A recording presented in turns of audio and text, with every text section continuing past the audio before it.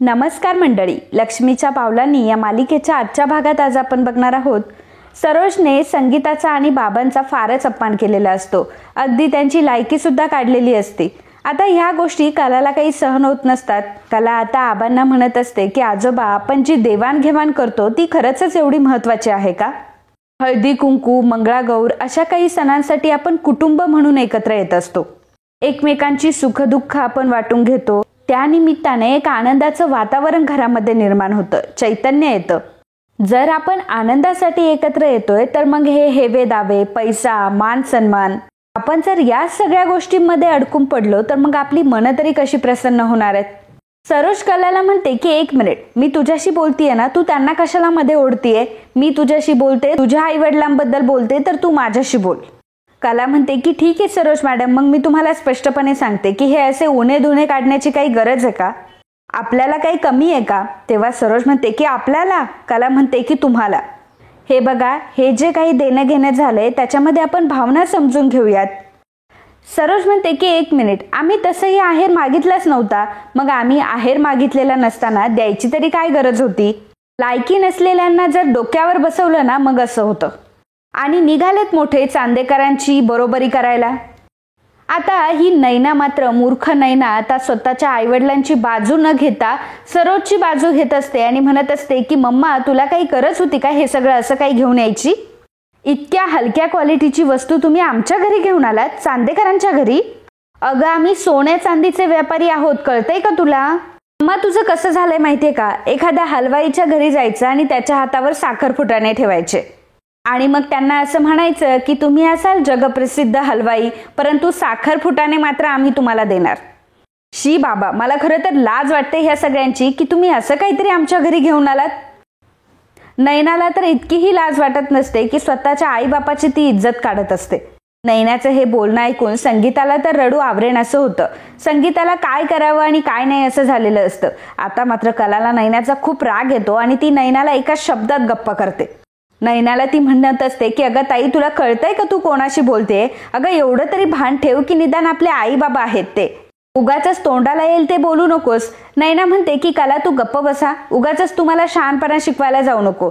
सगळेजण इथे आहे याचा फायदा घेऊ नको. तुझे जसे आई बाबा आहेत ना, तसे ते माझेही मम्मी बाबा आहेत. काजल म्हणते की दिदे, अगं तुला माहितीये ना हे सगळं, आणि तुला माहित असताना ते आपले आई वडील असताना तू असं कसं काय बोलू शकतेस ग त्यांना? नाही म्हणजे बाकी कोणी बोललं असेल तर काही फरक नसता ग पडला, परंतु तू बोलते हे सगळं. ताई, तू पहिल्यांदा हिला काहीतरी समजव. हा, हिचं डोकं फिरलंय अक्षरशः. नैना म्हणते की डोकं माझं नाही, डोकं तुमचं फिरलंय. कोणाकडे काय वागायचं असतं एवढी तरी गोष्ट समजून घ्या निदान. मी काही चुकीचं बोलत नाहीये. मी तुम्हाला रिक्वेस्ट करते की प्लीज थोडंसं प्रॅक्टिकल व्हा. काजल म्हणते की अगं दीदी, तुला माहिती तरी आहे का की हा आहेर मिळवण्यासाठी आईबाबांनी काय केलंय ते? संगीता म्हणत असते की काजू गप्प बस, एक शब्दही तोंडातून काढायचा नाही, नाही तर तुझं थोबाड फोडेल इथं मी. मला म्हणते की काजल, मला सांग काय केलंय यांनी? तेव्हा बाबा आता काजलला म्हणतात की काजल, तुला गप्प राहायला सांगितलंय ना? कलाला आता मात्र फार शंका यायला लागते, म्हणून ती काजलला पुन्हा विचारते की गुंड्या, मला खरं खरं सांग की आईबाबांनी नक्की काय केलंय? काजल म्हणते की अगं ताई, तू एकदा त्यांचे हात बघ, त्यांचे हात बघ किती सुजलेत. अगं, हा आहेर घेण्यासाठी त्यांनी दिवस रात्र हमालीचं काम केलंय. अगं, त्यांनी जडजड पोती उचललीये. हे ऐकून कलाला खूप वाईट वाटलेलं असतं. कलाच्या डोळ्यात पाणी येतं. कला आईबाबांकडे जाते आणि त्यांचे हात बघत असते. आबांना आता मात्र फार राग येतो आणि आभा सरोजला खूप ओरडतात आणि म्हणतात की सरोज, आज तू जे काही केलंय ना ते मला अजिबात आवडलेलं नाहीये. हा, अगं, ही काय पद्धत झाली का व्याह्यांसोबत वागायची? अगं, मी म्हणतो की इतका विषय ताणवायची गरज काय होती? आपल्याला आतापर्यंत कुणी दिलं, काय दिलं, किती दिलं याचा आपण हिशोब ठेवला. आपल्या परीने जेवढं शक्य आहे तेवढं दुसऱ्याला देणं हे आपलं कर्तव्य आहे. अंबाबाईच्या कृपेने चांदेकरांच्या घरात भरपूर धनसंपत्ती आहे. आणि सरोज, ह्या सगळ्या गोष्टी तू बोलतीयस, याच गोष्टीचं मला जास्त आश्चर्य वाटतंय ग. कलाला खूप वाईट वाटत असतं. कला आता आईबाबांसमोर हात जोडते आणि म्हणते की आई बाबा, मी चांदेकर कुटुंबातर्फे तुमच्या दोघांचीही माफी मागते. बाबा संगीता आणि बाबांना म्हणतात की फक्त कलाच नाही तर आम्ही सर्वजण तुमची माफी मागतो. अहो, दारात आलेल्या पाहुण्यांचा असा अपमान करण्याची तर आमची रीत अजिबात नाहीये. त्यात तुम्ही आमचे व्याही आहात, त्यामुळे आमच्याकडनं जर काही कमी जास्त झालं असेल तर आम्हाला माफ करा. तर आता बाबा रडायला लागतात आणि म्हणतात की नाही नाही आबासाहेब, प्लीज तुम्ही असं काही करू नका. हे बघा, आम्ही सगळ्या गोष्टी सहन करू, परंतु तुम्ही जर आमच्या पुढे हात जोडले तर आम्ही ते कधीच सहन करू शकणार नाही. तुमच्यासारख्या देव माणसाने असं करू नये आबासाहेब, नाहीतर आम्हाला कधीच सहन होणार नाही. संगीता म्हणत असते की आबाजी, आता सण समारंभ आहे, सण समारंभाला कमी जास्त हे होणारच. आणि तसं पण ही सगळी आपलीच तर माणसं आहे, आणि ही आपली माणसं जर आपल्याला बोलली तर आमच्या अंगाला काही भोकं पडतं का? पण जर तुम्ही हात जोडले तर आम्ही गरिबाकडे कोणाकडे बघायचं आबा? आबा त्या दोघांनाही म्हणतात की अहो, पण कोण म्हटलं की तुम्ही श्रीमंत नाही, तुम्ही गरीब आहात? अहो, मनाची श्रीमंती आहे ना तुमच्याकडे. हे बघा, मी तुम्हाला दोघांनाही विनंती करतो की झाला गेलेला प्रकार आपण इथेच थांबूयात. आबा कलाला सांगतात की कला, तू जे मणी मंगळसूत्र तुझ्या आईला दिलं होतं ना, पुन्हा एकदा तुझ्या आईच्या हातात ते मानाने दे. आणि आपल्याकडून आपण त्यांना दिलंय म्हणजे ते त्यांचं झालं एवढं लक्षात ठेव. आणि हे बघ, तुझ्या आईने जे काही तुला दिलंय ते तुझ्याकडे ठेव. तू एक काम कर, ती वाटी लगेचच्या लगेच देवासमोर ठेव. तीच वाटी नैवेद्याची वाटी म्हणून वापरूयात. सरोजला खूप राग आलेला असतो. सरोज म्हणते की आबा, काय बोलताय तुम्ही? तेव्हा आबा फक्त तिला म्हणतात की आता तू गप्प बस. आबा कलाला सांगतात की कला, त्या वाटीमध्ये साखर भर आणि ती देवासमोर ठेव. आता कला सरोजच्या हातामधून ती वाटी घेते आणि देवासमोर ठेवते. आबांनी कलाला न्याय मिळवून दिलेला असतो. संगीताला आणि बाबांना देखील न्याय मिळवून दिलेला असतो. त्यांनी आणलेली वाटी छोटी असली तरी तिचा मान एवढा वाढवलेला असतो की देवाचा प्रसाद ठेवण्यासाठी आबांनी त्या वाटीची निवड केलेली असते. आणि त्यामुळे संगीताला आणि बाबांना खूप छान वाटतं. आता तिथे ज्या बायका आलेल्या असतात त्या तिथून निरोप घेतात आणि सांगतात की रात्रीचे मंगळागौरीचे खेळ जागवायला आम्ही नक्की येऊ. आणि मग त्या तिथून निघून जातात. कला आता देवाजवळच बसलेली असते. सगळ्या बायका सुद्धा तिथे जमलेल्या असतात. आबा अद्वैतला सांगतात की अद्वैत, चल आता पटकन पूजा उरकून घेऊयात. त्यावर अद्वैत म्हणतो की आता कशाला आबा? सगळे आले होते तोपर्यंत ठीक आहे, परंतु आता काय गरज आहे पूजेला बसायची? म्हणजे कसं की उरलेली पूजा खरे करू शकते, तसंही तिला खूप हौस आहे ना पूजा वगैरे करायची. मग करू दे तिला काय करायचंय ते. आबा म्हणतात की अरे अद्वैत, काय बोलतोयस तू हे? अद्वैत म्हणतो की हे बघा आबा, बाकीच्या बायका आल्या होत्या आणि त्यांच्यासमोर जे नवरा बायकोचं नाटक करायचं होतं ते झालंय करून. आता मी इथे उभं राहायचं, तिला माझी बायको म्हणून घ्यायचं, या सगळ्याची मला काही गरज वाटत नाही आता. आबा अद्वैतला म्हणतात की अद्वैता, अरे ह्या सगळ्या गोष्टी जोडीने करायच्या असतात आणि तू कलाचा नवरा आहेस आता. तेव्हा अद्वैत म्हणतो की हे बघा आबा, मला या सगळ्या गोष्टींसाठी अजिबात टाइम नाहीये आणि मी निघतो. असं म्हणून अद्वैत आता तिथून निघालेला असतो. कलाला मात्र या सगळ्या गोष्टी आता असह्य होतात. एकतर तिच्या आईवडिलांचा अपमान झालेला असतो आणि दुसरी गोष्ट म्हणजे तिच्याच आईवडिलांसमोर अद्वैत असं बोललेला असतो की ज्याच्यामुळे तिच्या आईवडिलांना जास्त टेन्शन येईल. अद्वैत तिथून निघून जात असतो. कलाने आता अद्वैतला थांबवलेलं असतं. कला अद्वैतला जाब विचारते की काय म्हटलास तू की हिला बायको म्हणून घेण्याची गरज नाही? का असं म्हटलास तू? चांदेकर, हे जे सगळं काही चाललंय याची तुला मस्करी वाटते? हा सगळा तुला काही देखावा वाटतो? आणि मी काय एक बाहुली आहे का? मी बाहुली आहे का की पाहिजे तेव्हा वापरली आणि नंतर फेकून दिली? अद्वैत म्हणतो की उगाच बारीक सारीक गोष्टींचा बाऊ करू नकोस आणि तुलाही माहितीये की आपल्यात काय आहे ते. त्या म्हणते की अद्वैत, तुला कळतंय का ही गोष्ट काय बारीक सारीक आहे का?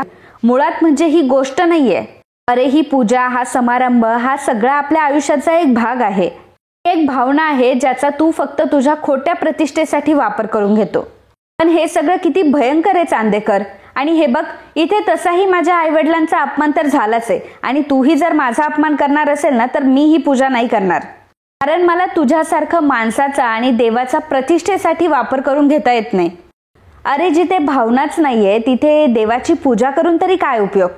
त्यामुळे मी आता ही पूजा करणार नाही. तर सगळ्यांना खूप मोठा धक्का बसलेला असतो. मित्रांनो, आता या गोष्टीवर एक लाईक तर बनतोच, त्यामुळे पटकन लाईक करा आणि आपण पटकन पुढे जाऊयात. की नाही ग कले, असं करू नकोस ग बाळा.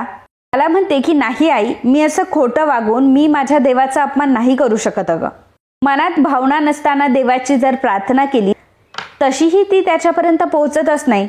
मग त्यापेक्षा पूजा न केलेलीच बरी ना. कला आता देवासमोर हात जोडते. देवाला ती म्हणत असते की देवा, आम्हाला माफ कर. खरं तर मी माझ्या आईवडिलांचा अपमान झालेला असताना, माझा अपमान झालेला असताना मी चांगल्या मनाने किंवा मी शुद्ध मनाने तुझी पूजा करू शकत नाही. कला आता देवाची माफी मागून तिथून निघून गेलेली असते. संगीता कलाला थांब थांब म्हणत असते, परंतु तरी सुद्धा कला थांबलेली नसते. संगीता आता रडत असते.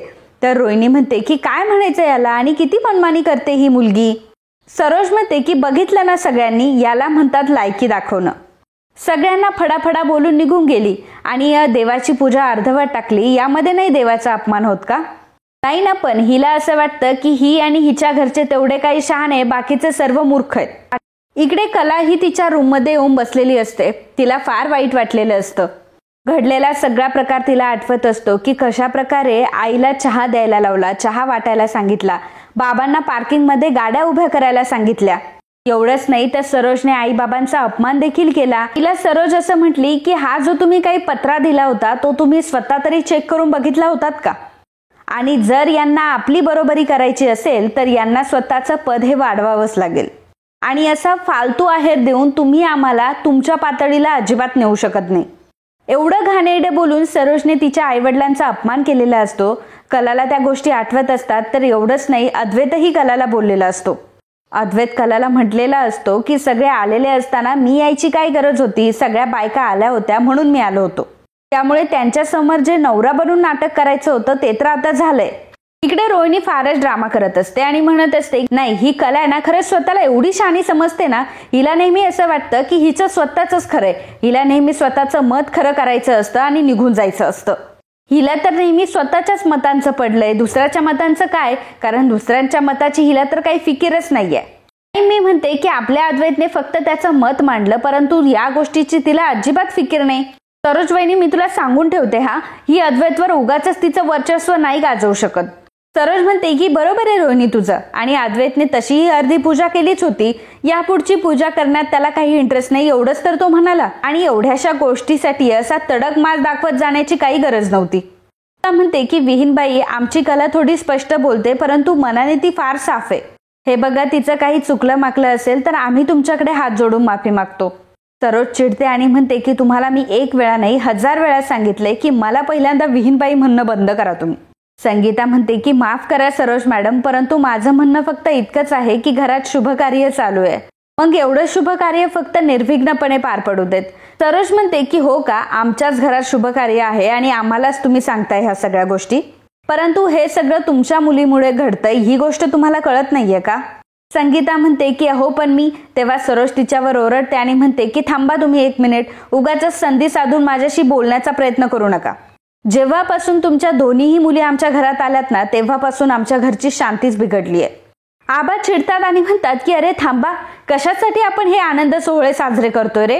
हा असल्या तमाशासाठी हे सगळं चाललंय का? आणि मला कोण चुकलं कोण बरोबर हे अजिबात महत्वाचं नाहीये. हे बघा, ही देवी आईची पूजा झालीच पाहिजे आणि मला या देवी आईच्या पूजेमध्ये विघ्न नकोय असं म्हणताच आबांना त्रास व्हायला लागतो. आबांच्या छातीत आता दुखायला लागलेलं असतं आणि आबा डायरेक्टली सोफ्यावर खाली पडतात. सर्वजण आता खूप घाबरलेले असतात, आबांना बघत असतात. सर्वांची खूपच धांदळ झालेली असते. आबांना अचानक काय झालं याचा सगळ्यांना मोठा प्रश्न पडलेला असतो. सगळेही प्रचंड घाबरलेले असतात. तर कला सुद्धा इकडे रडत असते. कलाला मात्र या गोष्टीची खबरही नसते. कला देवी आईला म्हणत असते की देवी आई मला माफ कर ग, खरं तर मी तुझी पूजा अर्धवट टाकून आली आहे, पण उगाच माझं मन शुद्ध नसताना, माझ्या मनात विचार असताना मला तुझी पूजा नाही करायची आहे. देवी आई तू प्लीज मला माफ कर असं म्हणून कला रडत असते आणि देवी आईची माफी मागत असते. खाली जे काही झालंय याचा तिला अंदाजही नसतो, कारण कला तिच्या रूममध्ये असते. तर आता अद्वैतने डॉक्टरांना बोलवलेलं असतं. डॉक्टर हे घरी आलेले असतात. डॉक्टर आबांना चेक करत असतात. सर्वजण आबांच्या भोवती गोळा झालेले असतात. तेव्हा डॉक्टर सगळ्यांना म्हणतात की तुम्ही एक काम करा, तुम्ही इथे गर्दी करू नका, प्लीज तुम्ही बाहेर जा. मग सर्वजण आता तिथून निघून जातात. अद्वैत जातच असतो तेव्हा डॉक्टरांचे काही शब्द अद्वैतच्या कानावर पडतात. त्यामुळे अद्वैत तिथे दारामध्ये उभा राहिलेला असतो. तर आता डॉक्टर आबांना म्हणत असतात की हो आबासाहेब, तुम्ही कसलं एवढं मोठं टेन्शन घेतलं? इतकं चांगलं मोठं घर आहे तुमचं, एवढा चांगला बिझनेस आहे, 2 नातवांचे लग्नही झालेत, मग मला सांगा की आता तुम्हाला तुमच्या तब्येतीची काळजी नको का घ्यायला? सगळेजण पुन्हा हॉलमध्ये आलेले असतात. संगीता आणि बाबा आणि काजल तिथेच असतात. तर संगीताला खूप काळजी वाटत असते. संगीता आता रोहिणीला म्हणते की काय झालंय आबाजींना, त्यांची तब्येत कशी आता? रोहिणी म्हणते की तुम्हाला काय करायचंय, जे काही झालंय ना ते तुमच्या मुलीमुळेच झालंय, त्यामुळे चुपचाप इथं गप्प राहा तुम्ही. आणि सरोज वहिनी, डॅडने खरंच खूप डोक्यावर चढून ठेवलंय हा त्या मुलीला. आणि डॅडचं पण मला काही कळत नाही, आता ही अशा छोट्या मोठ्या चुका करायला लागली तर डॅड असंच त्या चुकांचं टेन्शन घेणार आणि स्वतःला त्रास करून घेणार का? सरोज म्हणते की नाहीतर काय, यांचीच मुलगी गेली ना अर्धवट पूजा सोडून. घरातच संस्कार नाहीये तर पोरींमध्ये तरी कुठं येणार, असं ती संगीताला आणि बाबांना म्हटलेली असते. त्यामुळे आता काजलला खूप राग येतो आणि काजल म्हणते की ओ तुम्ही तर ना आता. संगीता आता काजलला थांबवते. रजनी म्हणते की माफ करा वहिनी मला, परंतु लहान तोडी मी मोठा घास घेतेय. परंतु आज आपल्या घरी देवाचं कार्य असताना तिच्या घरच्यांचा अपमान झालाय. ती इकडे सगळं प्रेमाने करत असते, आपुलकीने राहते, सगळ्यांशी छान वागते, परंतु तिचाही या वास्तूमध्ये अपमान झालाय. मग एवढं सगळं घडल्यानंतर तिचं चिडणं सुद्धा स्वाभाविकच आहे ना. तर कितीतरी वेळा आपणही तिला 4 शब्द सुनावतच असतो ना, मग याचा आपणही विचार करायला हवा. मला एक कळत नाही की आपण प्रत्येक वेळी तिला दोष देण्यामध्येच आपला दिवस घालवतो. आता हेच बघा की हे सगळं झाल्यामुळे शेवटी पूजा ही अर्धवटच राहिली ना. सगळं कसं छान आणि प्रसन्नच सुरू होतं, परंतु अचानक हे विघ्न आलं. वहिनी मला असं वाटतं की आपण अंबाबाईची आणि कलाची सुद्धा माफी मागायला हवी. आता रजनी हे असं बोलल्यावर सगळ्यांना मोठा धक्का बसलेला असतो, कारण माहिती आहे की रजनीचं बोलणं कोणाला पटणार नाही. रजनी एकमेव अशी व्यक्ती आहे घरामध्ये की जी हुशार तर खूप आहे, परंतु इज्जत मात्र तिला काडीची नाहीये. रजनीला जी माणुसकी कळते ती घरामध्ये कोणालाच नाही. रजनी घरामध्ये जेवढं काम करते तेवढं कोणीच करू शकत नाही. रजनी घरातला जो अपमान सहन करते तो अपमान कोणीच सहन करू शकत नाही. आणि जमिनीवर उभं राहून विचार करणं रजनीसारखं दुसरं कोणालाच जमणार नाही. रजनी सगळ्यांपेक्षा वेगळी असते आणि तिने सरोजला सांगितलेलं असतं की आपण चुकलोय, आपली चूक आहे ही की आपण कलाला बोलतोय, तिच्या आईवडिलांचा आपण अपमान करतोय. जर कोणाच्या आईवडिलांचा अपमान जर कोणाच्या आईवडिलांचा अपमान आपल्या डोळ्यासमोर होत असेल तर कोण ती गोष्ट सहन करून घेणार. ही गोष्ट रजनीला कळलेली असते, परंतु मूर्ख सरोज तिच्यापेक्षा मोठी असून सुद्धा तिला कळलेली नसते. रजनी असं म्हटल्यावर सरोज आणि रोहिणी तर लगेचच कान टवकारतात आणि रागाने आता तिच्याकडे बघू लागतात. इकडे आबा आणि डॉक्टर बोलत असतात आणि त्यांचं कॉन्व्हर्सेशन अद्वैत ऐकत असतो. डॉक्टर आबांना म्हणत असतात की हो आबा, एवढं सगळं चांगलं चालू असताना तुम्ही कसलं एवढं टेन्शन घेताय, आणि बघा बरं तुमचा बीपी किती वरती गेलाय. असं टेन्शन घेऊन, असा ताण घेऊन चालणार नाही आबासाहेब. आणि गेल्याच आठवड्यात तर आपलं चेकअप झालं होतं, चेकअपमध्ये तर सगळ्या गोष्टी ठीक होत्या, आणि मग आता कशाला तुम्ही उगाचच टेन्शन घेता या सगळ्या गोष्टींचं. आबा म्हणतात की डॉक्टर अहो सगळ्यांचं नाही हो टेन्शन घेत मी टेन्शन घेतो ते फक्त आमच्या कलाचं आणि अद्वैतचं. आता अद्वैत ही गोष्ट ऐकत असतो. डॉक्टर म्हणत असतात की आबासाहेब आता कला आणि अद्वैतचं कसलं आलंय टेन्शन. कला आणि अद्वैत दोघंही लग्न झाले दोघांचं, दोघंही अगदी छान राहतात, त्यांची जोडी सुद्धा चांगली आहे, दोघंही एकमेकांना किती शोभून दिसतात. आबा म्हणतात की अहो म्हणून तर कुठं चुकलंय तेच कळत नाहीये. जोपर्यंत अद्वैत आणि कलाचा सुखाचा संसार होत नाही तोपर्यंत माझ्या जीवनाचा भोग काही संपायचा नाही. डॉक्टर आबांना म्हणत असतात की सगळ्या गोष्टी ठीक होतील, सगळं काही चांगलं होईल, परंतु प्लीज तुम्ही तुमच्या तब्येतीची काळजी घेणं खूप महत्वाचं आहे, त्यामुळे तुम्ही तुमच्या तब्येतीची काळजी घ्या. बरं आता मी निघतो, परंतु तुम्ही काळजी घ्या. आता डॉक्टर तिथून निघालेले असतात, आबा तिथेच असतात. डॉक्टर आता बाहेर जेव्हा येतात तेव्हा अद्वैत त्यांची गाठ घेतो. अद्वैत त्यांना म्हणतो की डॉक्टर सगळं काही ठीक तर आहे ना. अद्वैत डॉक्टरांना विचारत असतो की डॉक्टर आबांना नक्की काय झालंय, कशी आहे आता त्यांची तब्येत. तेव्हा डॉक्टर म्हणतात की हे बघा त्यांना आता मी इंजेक्शन दिलंय, त्यामुळे प्लीज तुम्हाला आता खूप काळजी घ्यावी लागेल त्यांची. हे बघा त्यांचा बीपी खूप शूट झालाय आणि यापूर्वी त्यांना 2 अटॅक सुद्धा येऊन गेलेत, आणि अशा परिस्थितीमध्ये मनावर ताण येणं काही योग्य नाहीये, त्यामुळे आता या सगळ्याची काळजी तुम्हालाच घ्यावी लागेल. अँड आय होप की तुम्ही त्यांची व्यवस्थित काळजी घ्याल, त्यांना वाईट वाटणार नाही, त्यांना धक्का बसणार नाही, अशी प्लीज कुठली गोष्ट करू नका. अद्वैत म्हणतो की ठीक आहे डॉक्टर, थँक्यू. डॉक्टर आता तिथून निघून गेलेले असतात. अद्वैत आता आबांकडे येतो. आबा झोपलेले असतात. अद्वैत आबांचा हात हातामध्ये घेतो आणि अद्वैत खूपच इमोशनल झालेला असतो. आबा अद्वैतला समोर बघतात आणि अद्वैतला म्हणतात की अद्वैत तू हुशार आहेस, कर्तबगार आहेस, तुझ्यासारखा पोरगा शोधून सुद्धा कुठे सापडणार नाही. मग मला सांग की आजच तू एवढा बदलल्यासारखा का वागलास. आबा म्हणतात की अहो आबा माझं ऐकून तरी घ्या. तेव्हा आबा म्हणतात की काही बोलू नको, तुझी ऐकण्याची आता माझी शक्तीच नाही राहिली, पण मी जे काही म्हणतोय ते एकदा तरी ऐक. अरे एक गोष्ट तुला कशी कळत नाही की आपल्या घरात लग्न करून आलेली स्त्री म्हणजे लक्ष्मीचं दुसरं रूप असतं. अरे लक्ष्मी जर आपल्या घरामध्ये आली तर घरात भरभराट होत असते, पण आपण जर तिचा अपमान केला तर ती आपल्यावर रुसते. अरे हे बघ माझी फक्त एवढीच इच्छा आहे की तुझा आणि कलाच्या संसाराचा गाडा अगदी व्यवस्थितपणे चालावा. अद्वैत अरे संसार म्हटला की 10 पावलं मागेच राहावं लागतं रे. आपल्याला थोडंसं नमतच घ्यावं लागतं. आता संसार म्हटल्यावर एक जण पडलं तर दुसऱ्याला उचलून घ्यावंच लागतं. अद्वैत, तू फक्त माझी एक इच्छा पूर्ण करशील का रे? तेव्हा अद्वैत म्हणतो की बोला ना आबा, काय करायचंय? आबा म्हणतात की कला. आबांना लगेच त्रास व्हायला लागतो. तेव्हा अद्वैत म्हणत असतो की आबा, तुम्ही आता काहीही बोलू नका, तुम्ही आराम करा बरं, आणि ह्या सगळ्या विषयावर आपण नंतर बोलूयात ना. तेव्हा आबा म्हणतात की नाही, मला आत्ताच बोलायचंय. हे बघ अद्वैत, मला असं वाटतं तू कलाचा बायको म्हणून स्वीकार करायला हवं. आबांनी ही गोष्ट बोलल्यावर अद्वैतला मोठा धक्का बसतो आणि आबा अद्वैतला विचारतात की तू करशील ना माझ्यासाठी ही गोष्ट? तेव्हा अद्वैतच्या चेहऱ्यावर कुठलेही एक्सप्रेशन नसतात आणि अद्वैतला काय करावं आता काही कळतच नसतं. मित्रांनो, आपल्याला तर माहिती आहे की आता अद्वैत कलाचा बायको म्हणून स्वीकार करणार आहे, परंतु ते फक्त आबांना दाखवण्यासाठी करणार आहे. आबांना तो दाखवणार याचा अर्थ घरातल्यांना सुद्धा दाखवणार, आणि मग सरोजला समजणार की आपला मुलगा आपल्या हातातून निघून चाललाय आणि तो बायकोच्या इशाऱ्यावर नाचायला लागलाय, बायकोचं ऐकायला लागलाय. तेव्हा मात्र घरामध्ये आता कशी परिस्थिती निर्माण होईल आणि अद्वैतला कलाची बाजू घ्यावी की सरोजची बाजू घ्यावी असा प्रश्न निर्माण होईल. त्यामुळे हे सगळे भाग आहेत ते बघणं खूप इंटरेस्टिंग असणार आहे.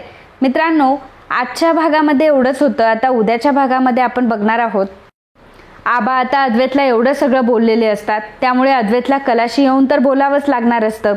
त्यामुळे अद्वैत आता कलाकडे येतो. बरं, आबांसोबत जे काही झालेलं असतं त्याची कलाला भनकही नसते. अद्वैत कलाला म्हणत असतो की खरे माझं ऐक. तेव्हा कला त्याला म्हणत असते की अद्वैत प्लीज, तुझं बोलणं ऐकण्यासाठी माझ्याकडे अजिबात ताकद नाहीये आणि अजून अपमान सहन करण्याची ताकद सुद्धा माझ्यामध्ये नाहीये. झालाय तेवढा अपमान ठीक आहे, बरा आहे तेवढाच. अद्वैत कलाच्या खांद्यावर हात ठेवतो आणि म्हणतो की प्लीज खरे, प्लीज तू 2 मिनिटं शांत बस. अद्वैत आता तिला खाली बसवतो आणि तो कलाला म्हणतो की हे बघ खरे, इथून पुढे मी तुला कधीही हर्ट करणार नाही. मी नेहमी तुझ्या भावनांचा विचार करत राहील. मी तुझ्या भावनांचा विचार करेल आणि मी माझ्या शब्दाचा फार पक्का आहे. अद्वैत कलाचा हात हातात घेत आता कलाला शब्द देतो. कला विचार करते की अद्वैतला अचानक काय झालंय आणि हा बदल अचानक कसा काय झाला. आता कलाला मात्र या गोष्टीबद्दल काहीही भनक नसते की आबांचं असं काही झालंय. अद्वैत कलाचा हात पकडतो आणि कलाला डायरेक्टली सगळ्यांसमोर घेऊन येतो. हॉलमध्ये सर्वजण बसलेले असतात. घरातले सर्व चांदेकर आणि खरे कुटुंब सुद्धा बसलेलं असतं आणि सोहम सुद्धा आबांना घेऊन आलेला असतो. अद्वैत कलाचा हात पकडून कलाला तिथे घेऊन आलेला असतो. कलाचा आणि अद्वैतचा हात एकमेकांच्या हातामध्ये असतो आणि ते बघून बाकीच्या चांदेकरांना तर मात्र खूप मोठा धक्का बसलेला असतो. सरोज आणि रोहिणीचा चेहरा तर आता बघण्यासारखा झालेला असतो, परंतु आबांना मात्र खूप चांगलं वाटलेलं असतं, कारण आबांनी अद्वैतचं म्हणणं आता मनावर घेतलेलं असतं हे आबांना कळतं. ती खरे फॅमिलीला सुद्धा बरं वाटतं की आपले जावई बापू आपल्या मुलीचा विचार तरी करताय आणि तिला सन्मानाने घेऊन तरी आलेत. त्यामुळे त्यांच्या चेहऱ्यावर सुद्धा समाधान दिसत असतं. परंतु आता अद्वैत पुढे कलाबद्दल काय विधान करणार, तो घरातल्यांना काय सांगणार की ही माझी बायको आहे आणि हिला मी परत हर्ट करणार नाही असं सांगणार, की हिचा मी बायको म्हणून स्वीकार करतोय असं सांगणार, हे तर आपल्याला पुढे बघायला मिळणारच आहे. परंतु आजच्या व्हिडिओबद्दल तुमच्या काय प्रतिक्रिया आहेत त्या आम्हाला नक्कीच कळवा. And if you like my video please do subscribe, share and comment. Thank you.